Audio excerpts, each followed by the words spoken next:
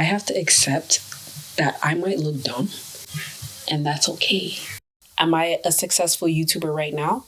No. So if I don't become a successful YouTuber, I'm still in the same position as I was in the first place and have absolutely lost nothing. So you're going to put your dreams on hold due to a hypothetical situation that may or may not exist, that you created up in your mind, and you have no way of verifying whether it exists or not. Starting a YouTube channel changed my life, and here's how. First, it got me out of my comfort zone. Your comfort zone is a nice place, but nothing ever grows there. Your comfort zone is like sitting on your favorite couch, under your favorite blanket, watching your favorite movie.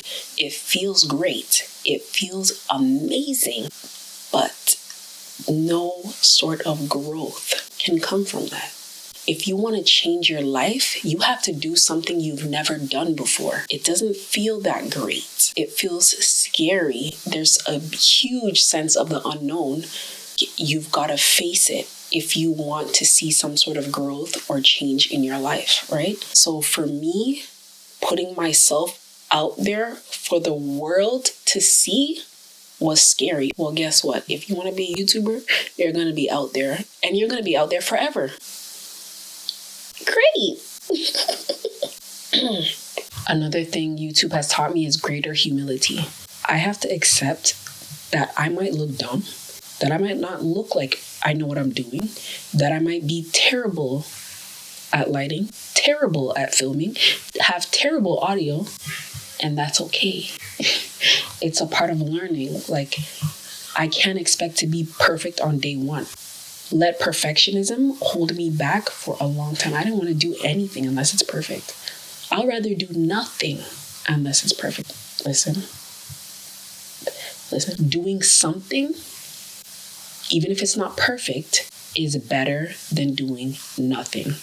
The person that does something every day will always beat the person that waits weeks, months, years to do something in order to do it perfect. It also helped me to unlock my creativity and use my imagination correctly. We think that as adults, our imagination, goes away. It doesn't really go away. We just misuse it. We use it to worry about the future, to stress about what might happen, what could happen. We just don't use it towards creative things as much as children do. But when you use your imagination to see what could be if I did this, what might happen if I did this, what my future could be if I do this today, I had to overcome the fear of failure. What if I try to be a successful YouTuber and I don't make it? And okay, hold on. Let's roll that back. Let's rewind. Am I a successful YouTuber right now? No. So if I don't become a successful YouTuber, I'm still in the same position as I was in the first place and have absolutely lost nothing. So then why am I not doing it? Why wouldn't I try? Another thing too is I had to let go of perfectionism. I'm somebody, I can research a topic for years and not do it. Why? Because I want to be perfect. I want to do it perfectly. I want to be a professional. How am I going to be a professional if I never start at the basics? If I never start at a basic level? If I never do it? You can research all you want. You can't read everything in a book. You can't watch a tutorial and be a professional. It's not possible. So I really had to let that go and just accept that as I continue to do, I will continue to learn. It's a must. It's a part of the process and you just got to accept it. I'm also forced to learn how to play the long game. I have Jamaican heritage. I'm a sprinter. I want results now. I want to see why I'm doing what I'm doing now. So I had to let that go and realize, okay, this is not a sprint. This is a marathon. And as long as I keep running, I will get to the finish line.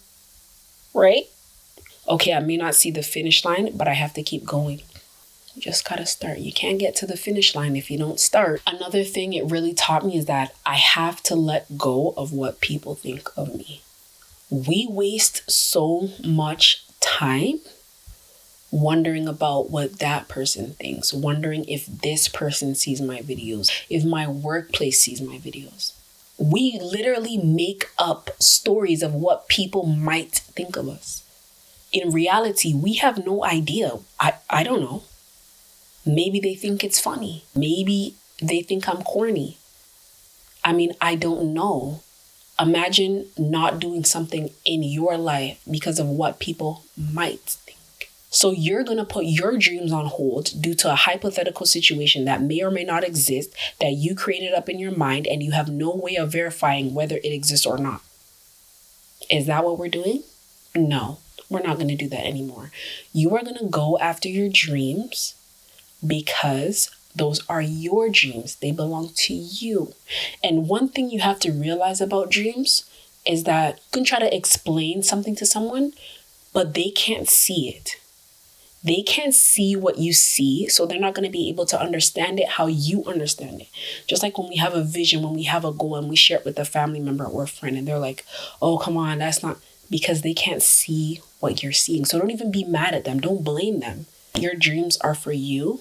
Your visions are for you. Your goals are for you. So if you want to go after something, you better go after it and understand that you have to believe in it, because nobody else can see and picture what you are picturing. That's very important for your life. Life lesson: enjoy the small wins. When I got to 100 subscribers, that was a big milestone for me. When I got to 200, when I got to 300, when I got to 400, when I got to 450, it was like, oh my gosh, I'm approaching 50%. Like, I might get there. I might do this. Like, it's exciting when you have a video that goes over 1,000 views, over 2,000 views, over 3,000 views, 4,000 views, 10,000 views, 18,000 views. What? It is invigorating, you know? Oh, be like, oh, you don't have 1 million subscribers. Like, that's okay. I have 400. I got from 0 to 400. Do you understand that? Like, when you're starting out on YouTube, it's like you're putting videos out into the abyss.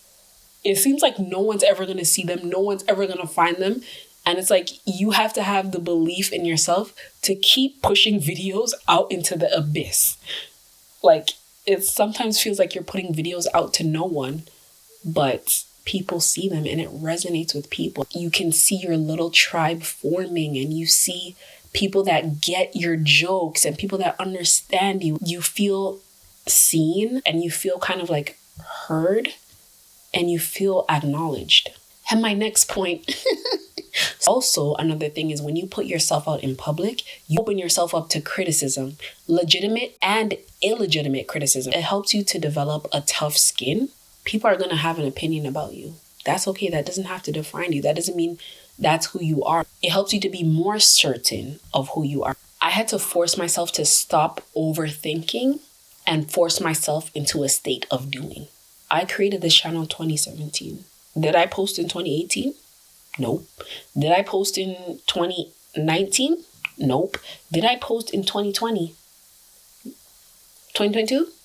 Yeah, I posted my first video in 2022. Okay, it's 2024.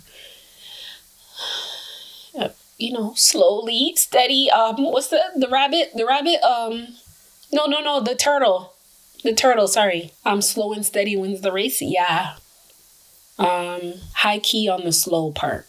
Yeah. Seriously, it just put me into a state of doing. Like, I just decided one day, like, I'm not gonna talk about this until I get 100 videos under my belt.